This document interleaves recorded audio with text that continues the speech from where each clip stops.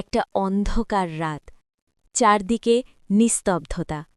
একটি ছোট ছেলে প্রাণ বাঁচানোর জন্য ভগবানের কাছে প্রার্থনা করছে, কিন্তু সে জানে না তার জীবনে আজ কী ভয়ঙ্কর ঘটনা ঘটতে চলেছে। একটি ছোট গ্রামে ছিল এক দরিদ্র ছেলে। সে খুব ভক্তিশীল ছিল এবং প্রতিদিন গ্রামের পুরনো মন্দিরে গিয়ে প্রার্থনা করত। তার জীবনে কোনো বড় স্বপ্ন ছিল না, শুধু একটাই বিশ্বাস ছিল, ভগবান তাকে সব সময় রক্ষা করবেন।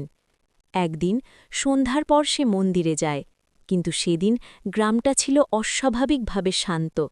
বাতাসে ছিল এক অদ্ভুত ভয়ের অনুভূতি। তবুও সে মন্দিরের সামনে দাঁড়িয়ে হাত জোড় করে প্রার্থনা শুরু করে। ঠিক সেই সময় এক দুষ্টু সাধু তাকে দেখে ফেলে। সেই সাধু বহুদিন ধরে কালো সাধনা করছিল এবং তার শক্তি বাড়ানোর জন্য একটি বলি দরকার ছিল। ছেলেটিকে দেখে তার চোখে লোভ জেগে ওঠে। সাধুটি ধীরে ধীরে এগিয়ে আসে, হাতে ধারালো অস্ত্র। ছেলেটি প্রথমে কিছু বুঝতে পারেনি, কিন্তু হঠাৎ পিছন ফিরে তাকাতেই তার চোখে পড়ে ভয়ঙ্কর দৃশ্য। সে ভয়ে কাঁপতে শুরু করে। ভয়ে সে দৌড়াতে চাইল, কিন্তু তার পা যেন জমে গেল। তখন সে আর কিছু ভাবতে পারল না, সে শুধু ভগবানের নাম নিতে শুরু করল। হে ভগবান, আমাকে বাঁচান। তার কণ্ঠে ছিল অসহায়তা, চোখে জল।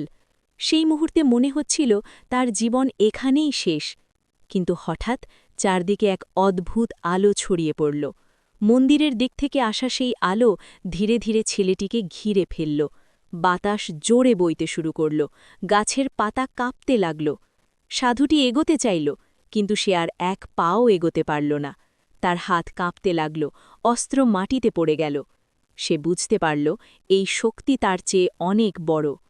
ছেলেটি চোখ বন্ধ করে প্রার্থনা করছিল, আর সেই আলো তাকে রক্ষা করছিল। কিছুক্ষণ পর সব শান্ত হয়ে যায়।